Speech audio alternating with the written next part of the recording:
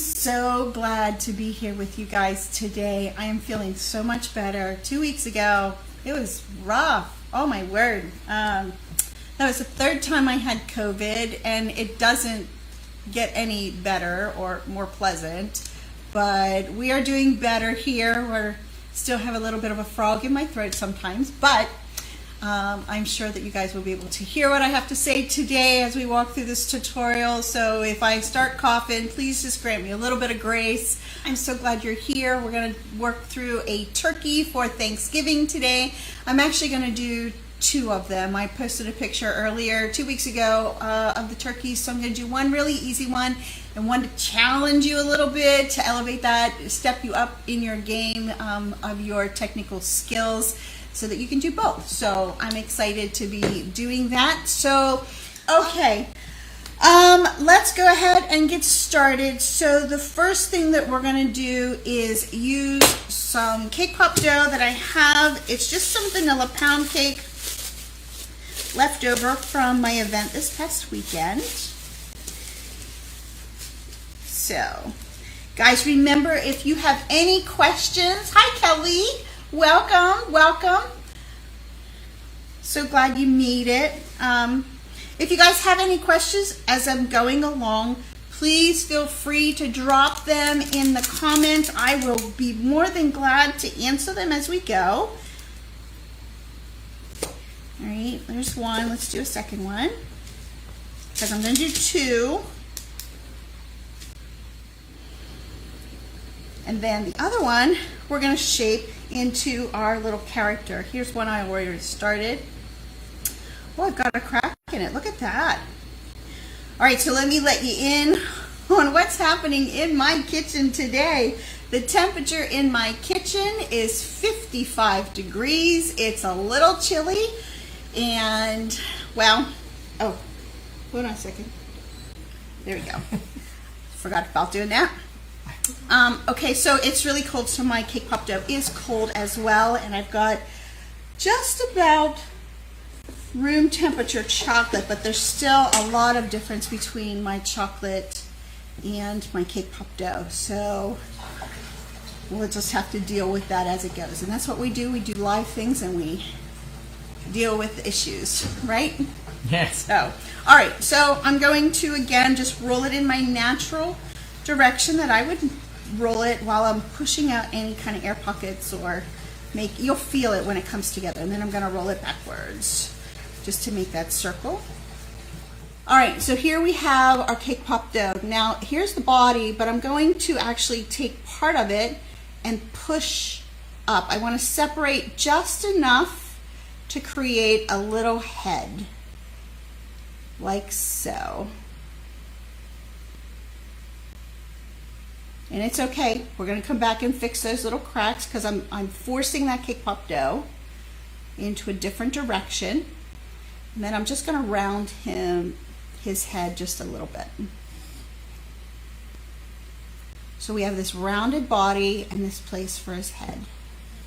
All right, now all I'm doing now is just going around the rest of the cake pop and making sure those cracks that I created by pushing that cake pop dough are fixed.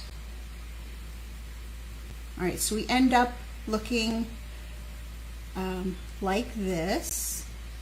Now, if this is his head and this is the body, I need a flat side where I can actually put the feathers on. So I'm going to take this spot right here where my finger's at, and I'm going to put it on the table, and I'm just going to flatten. I'm just going to roll it back and forth gently to flatten that spot, so I have a place that I can put his feathers. So I don't know if you can see that, but now we have this flat spot right here. Okay, so we're going to go ahead and dip him next. All right, so I've got lollipop sticks that I've already dipped in chocolate, white chocolate, to match the white stick.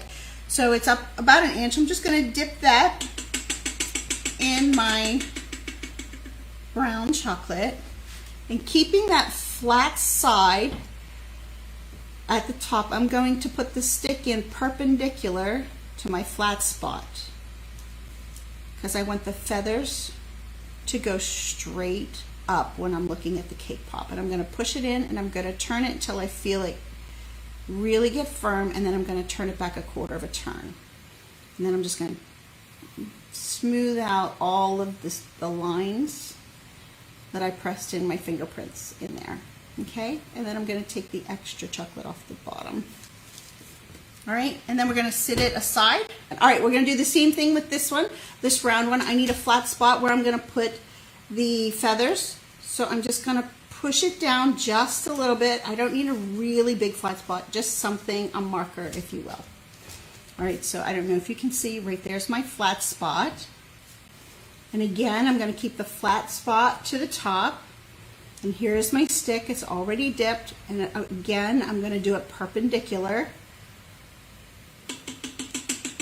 I'm going to line that up so that when I put those feathers on, the feathers will stand straight up at the turkey. So I'm just going to push it in and spin it until I feel that stick grab a hold of the cake pop dough, and then I'm going to turn it back a quarter of a turn. And then I'm going to smooth out all my finger marks, take that excess chocolate off the bottom. So while this chocolate is firming up, which won't take too long in this very cold room, I'm going to go ahead and sit them aside, and we're going to go ahead and do all the rest of the elements for our cake pop. So the first thing we're going to do, we have two different cake pop. Let me pull these over here. We're going to do two different cake pops. One's a simple one and one is a little bit more detailed. So in our simple one, we have these candy eyes. So we're just going to use candy eyes, and then we have his beak, which is made out of, these are actually starburst. So I'm going to show you how to make a beak out of a starburst. And the same thing for our more difficult one, we're going to do the beak out of the starburst, but we're also going to make these bigger candy, or these bigger modeling chocolate eyes. So let's go ahead and start with these eyes first. I am using a Wilton's number 12. I'm going to do 2 eyes, but I'm also going to do an extra set just because if I drop one or if it flips over in wet chocolate, I'll have an extra spare one and I don't have to go back and re-roll it. Now for the pupils, I'm going to use a number Wilton 6 icing tip. Again, I'm just going to do, we need 2, but we're going to do an extra set. Got a little bit of water. Modeling chocolate is sugar. Sugar on sugar, just when you're using small pieces, you can absolutely just use water as glue. So I'm just going to put a dab of water right in the center of each one of my eyes. So there we have 2 sets of eyes. Let's go ahead and make the beak. Let's flatten out my paper a little bit more. All right, so I've got these 2 starburst. All right, so to make the beak, I have, really it's just a palette knife, and I'm going to use it and go corner to corner and cut.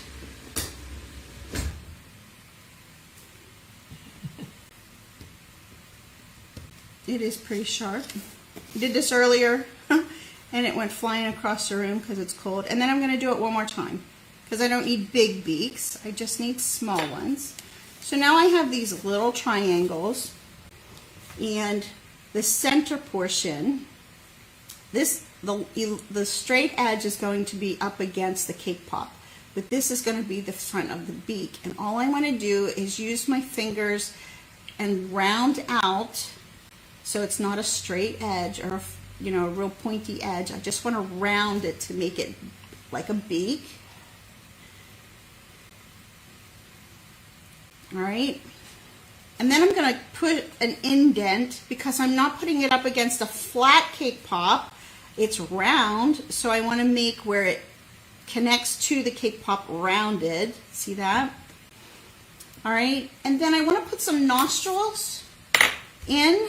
So I have, you can use whatever you have that's pointing, and I'm just going to give my turkey some nostrils so he can breathe. So I don't know if you can see that. All right, again, I'm just going to round it. And then I'm going to take, clean off my palette knife. I'm going to take my palette knife and I am going to open up his beak. You don't have to, but I'm going to open it up and give him the opportunity to squawk if he wants to. So here's his beak. And I'm just going to make sure it's rounded behind here. And I use these starbursts because they actually really nicely hold their shape. So there's one beak. Let's do the other one real quick. All right, so now we have those two.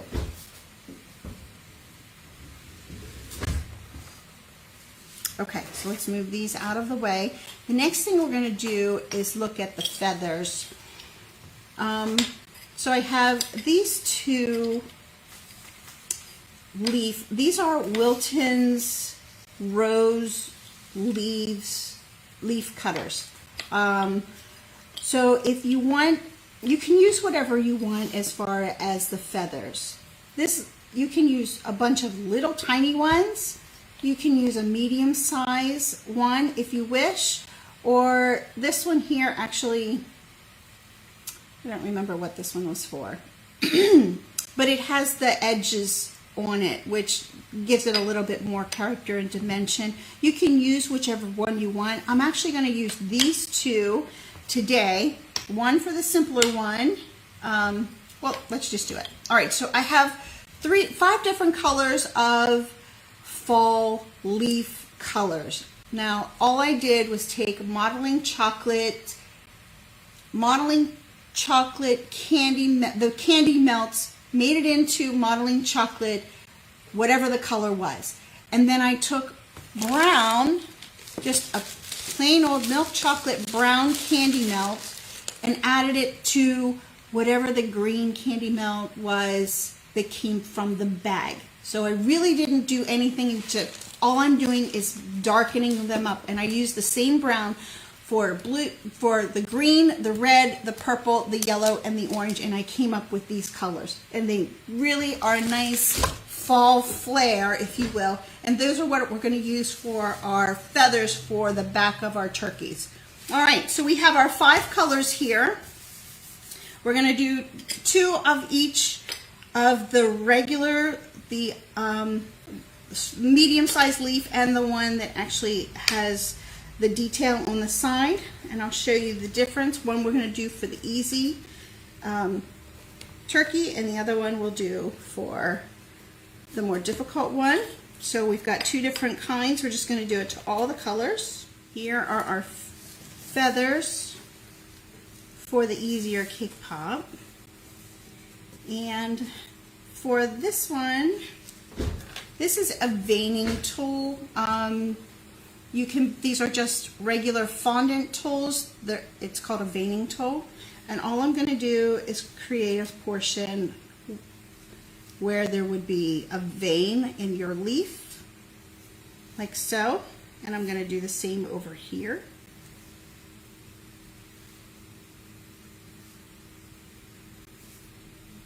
So now I have a leaf. We could stop right there if we wanted.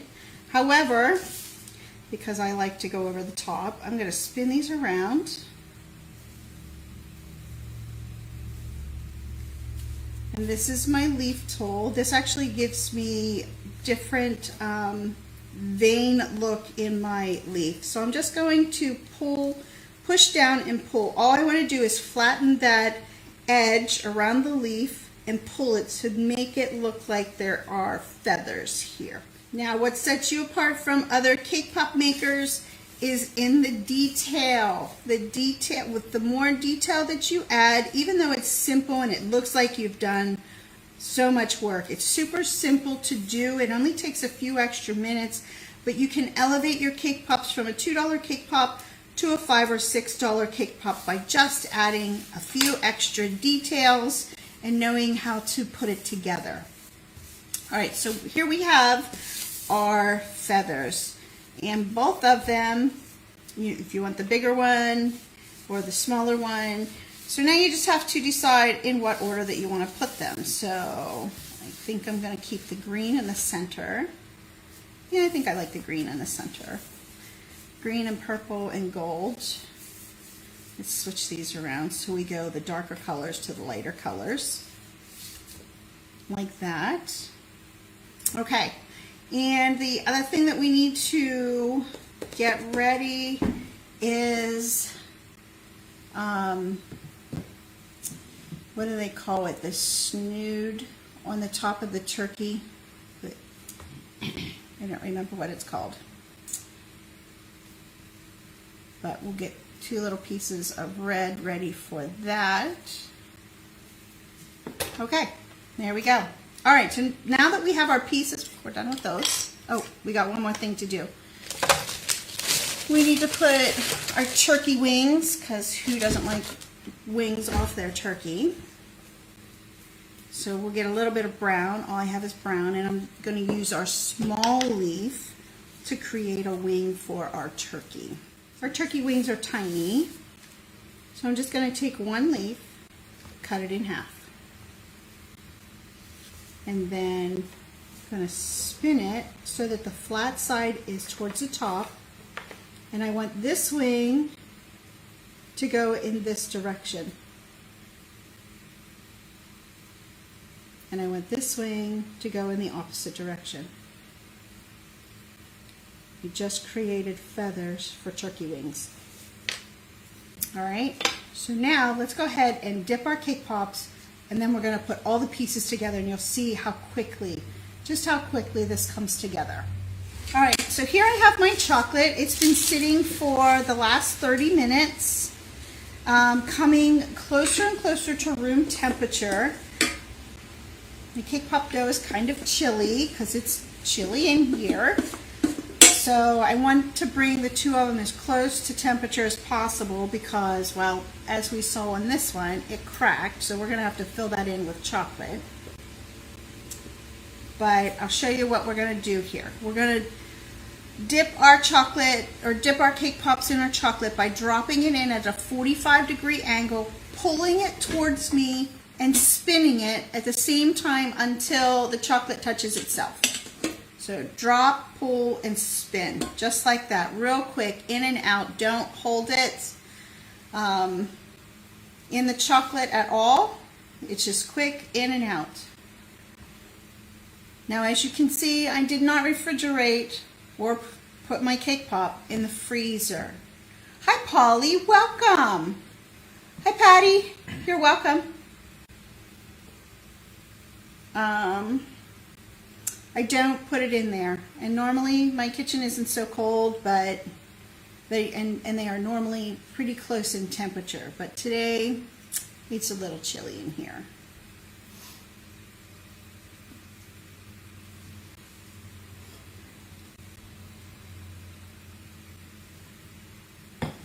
All right, make sure, it is very important that you get rid of all those air bubbles.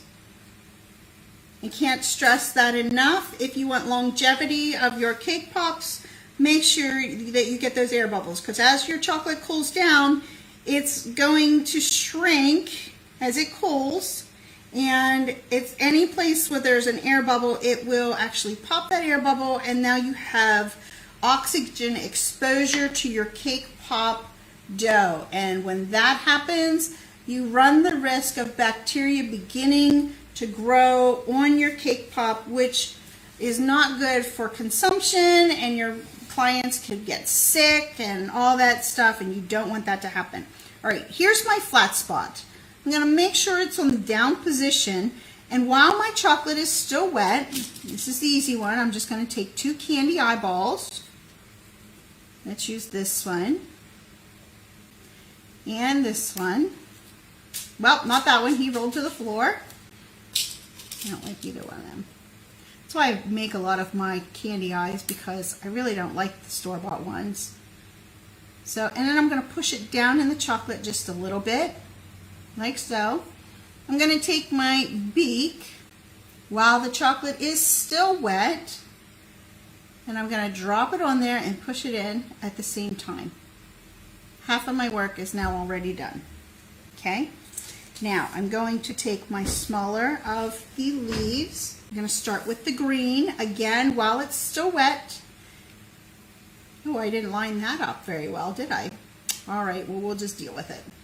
I'm just going to tap the bottom one on there. So he starts my center. And then I'm going to take my purple one. And my chocolate's drying pretty fast because it's chilly in here. So I'm just going to add a little bit to the back of the purple.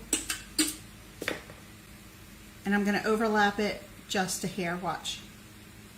Just a hair. Like so. Now the yellow one I want next, so I'm just going to add a little bit of chocolate to the bottom of it. Again. And I'm going to put him like this. Just like so. Again, I'm just going to push here. I don't want to push the whole thing down, just at the edge, the bottom edge. And I'm going to grab that red one. Just a little bit of chocolate at the bottom.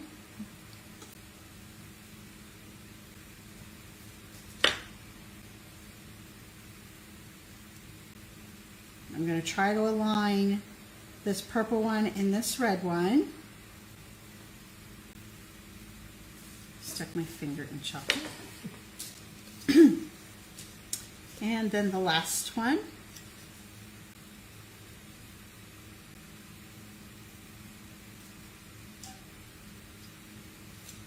Now, for the eyes, I used water as glue, but when you're working with bigger things, and especially if they're extended off of your cake pop, I will use chocolate to bind it together to make sure it really sticks.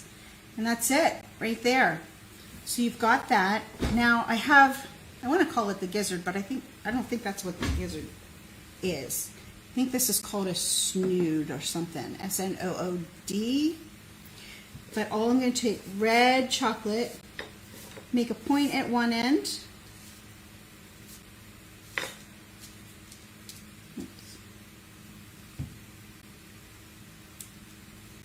And I'm just going to add just a little dab of chocolate right between the eyes, because it's already there anyway. Snood. Snood. Okay, I was close. Oh, if I can keep a hold of it. All right. And then you're just going to roll it down off the side, just like that. And there's that one. I'm going to take my red while it's wet. I'll just do it right now. I'm just putting a point on the one end and leave it nice and round. On the other end, I'm going to put it on the top here. While I had that wet chocolate, drop it around the corner. Push that side down. Okay, and now we're going to add let's do our wings first. So we're going to place our wings on this, we're going to do one on this side.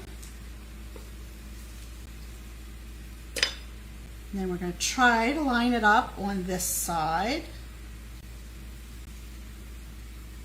Like so.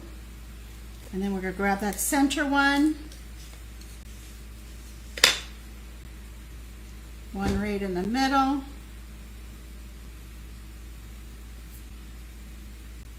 All right, and the last thing that we're going to do is we're just going to make this one just pop. I mean, it looks so cute already, but we're just going to add just one tiny detail, and all of a sudden, it'll just come to life for you. So I have some white poppy paint right here. Just put a little drop in my tray. And then we're just going to put that little twinkle in his eye. Oh, wrong paintbrush. We have a different paintbrush for poppy paint. All right, I'm just going to put a little twinkle at the top. And voila. All of a sudden, he now really has character. And it's those little details just like that that make your cake pop go from wow to oh my goodness, he's so cute. So here we go, guys. These two very cute cake pops, super simple. You just watch me put two of them together in 30 minutes. Really, really easy. All right, you guys can do this. So, okay, guys, keep watch for the workshop tutorials if you feel so inclined to invest. So, all right, guys, I love you. See ya. Be creative this week.